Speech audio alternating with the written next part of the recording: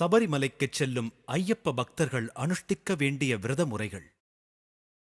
சபரிமலைக்கு யாத்திரையாகச் செல்லும் ஐயப்ப பக்தர்கள் அனுஷ்டிக்க வேண்டிய அருமையான விரத முறைகள் சிலவற்றை பெரியோர்கள் வகுத்திருக்கிறார்கள்.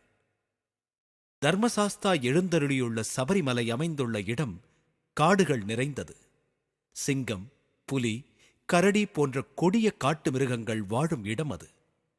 அங்கு கோயில் கொண்டுள்ள ஐயப்பனை வணங்குவதற்காக சபரிமலைக்குச் செல்லும் பக்தர்கள் அனைவரும் மனம், வாக்கு, காயம் என்ற மூன்றும் திரிகரண சுத்தியோடு ஐயப்பனின் தேஜோமயமான ஸ்வரூபத்தை மனதில் பதிய வைத்துக் கொண்டு விரதமிருக்க வேண்டும்.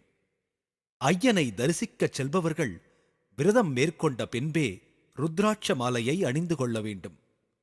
குருசுவாமிக்கு தட்சணை அளித்து அனைத்து தெய்வங்களையும் வழிபட்ட பின்பு மாலை போட்டுக்கொள்ள வேண்டும்.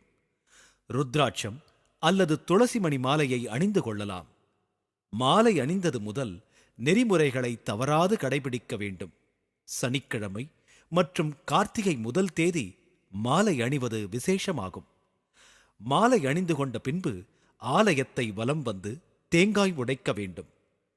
ஒரு மண்டலம் எனப்படும் 41 நாட்களும் மணிமாலை மற்றும் கருப்பு அல்லது காவி அல்லது நீல நிற ஆடை அணிந்து விரதம் மேற்கொள்ள வேண்டும்.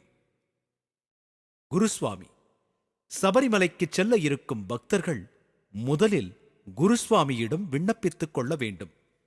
ஆரம்ப நாள் சனிக்கிழமை அல்லது உத்திர நட்சத்திரத்தில் அல்லது கார்த்திகை முதல் நாள் மாலை அணிந்து விரதம் மேற்கொள்வது சிறந்ததாகும்.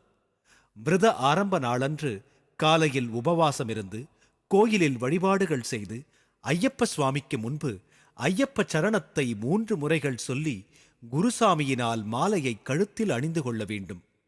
பின்னர் குருசுவாமியை வணங்கி வழிபட்டு தட்சணை கொடுக்க வேண்டும். பின் கோயிலை வலம் வந்து தேங்காய் உடைத்து இறைவனை வணங்கி வீட்டுக்குச் செல்ல வேண்டும். மாலை ருத்ராட்ச மாலையையோ அல்லது துளசிமணி மாலையையோ அணிந்து கொள்ளலாம். விரத நாட்கள் 41 நாட்கள் விரதம் மேற்கொள்ள வேண்டும். இந்நாட்களில் மாலையை தொடர்ந்து அணிந்து வர வேண்டும்.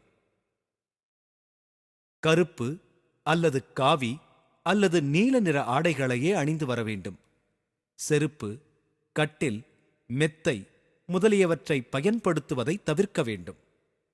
உணவு புலால் மற்றும் மதுபானங்கள் உட்கொள்ளுதல் கூடாது. பிரம்மச்சரியம் புலனடக்கத்தை குறிக்கும் விரதமாகும் இது. தாம்பத்திய உறவு, இச்சை என்பது